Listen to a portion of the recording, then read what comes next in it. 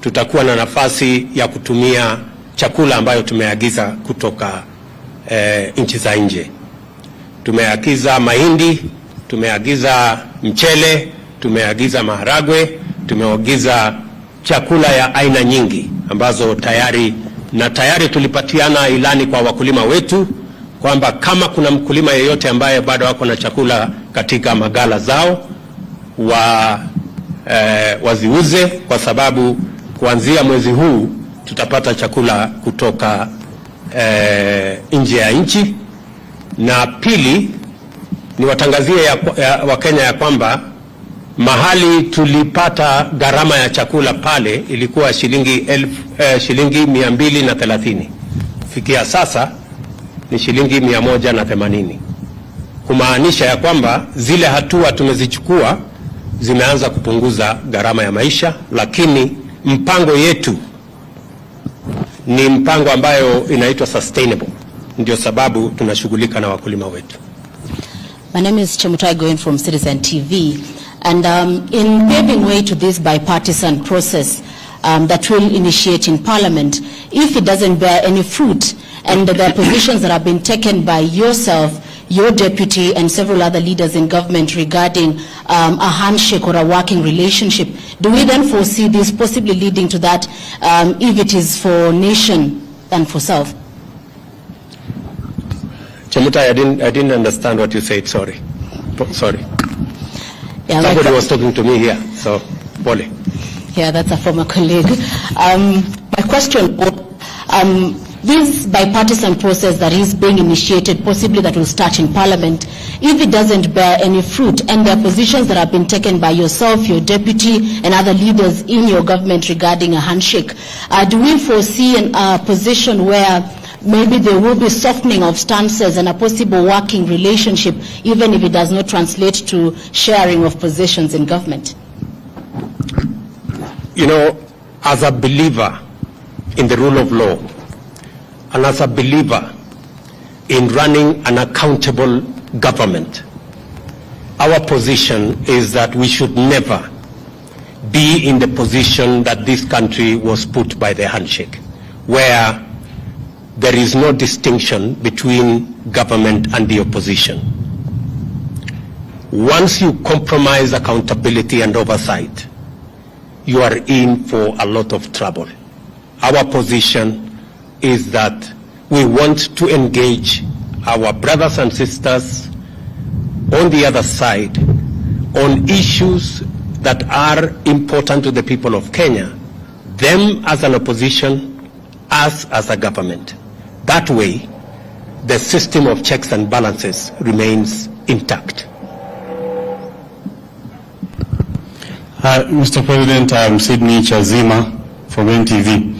I have one or two questions. One, in a parliament where the ruling party or the ruling coalition enjoys a very high majority, how bipartisan will that process be? And then secondly, you've only touched on one of the issues that the opposition was putting forward as part of their demands. There are issues to do with the servers, there are issues to do with the high cost of living, which you have mentioned. Then thirdly, this is to do with the demonstrations. We've seen some kind of brute force against the media from the police. We would like you to address that.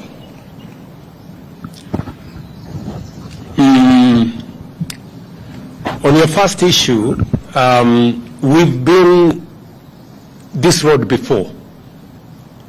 We've sorted out matters in a bipartisan way in Parliament before,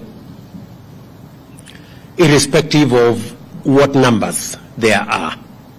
And in any case, the numbers in Parliament, the difference is not that much from where I sit. So I do not see any threat of any side. And in any case, when we engage in a bipartisan approach, it is not a game of numbers.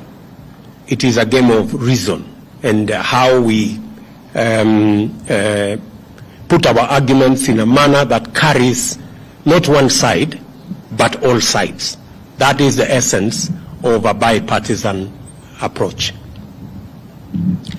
I have responded in my statement, if you read carefully my statement, I have responded to all the issues that our good friends on the other side have engaged in.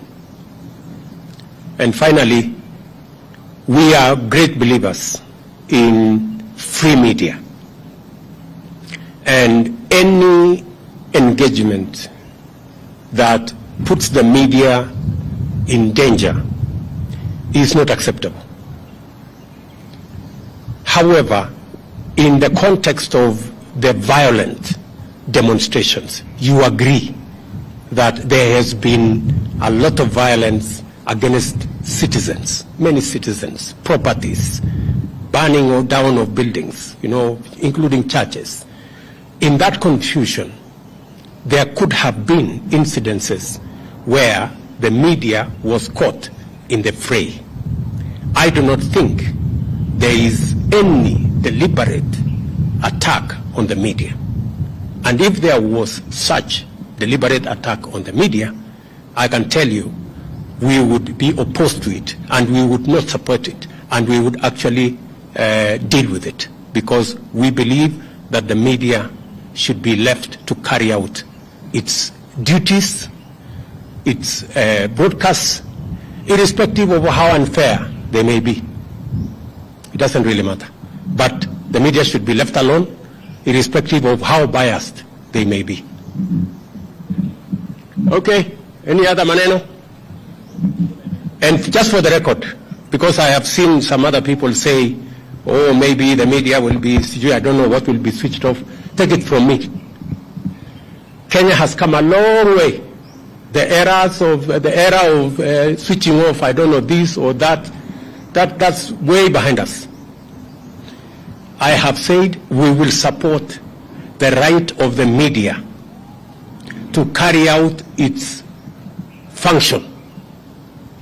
You have our absolute support, irrespective of how biased you are against us. We will support you. Yeah? We will support you to do whatever it is that you're doing. But I am sure if we exchange positions, if you are standing where I'm standing, you guys would have switched off the media. But us, we will not. Sawa. Asante.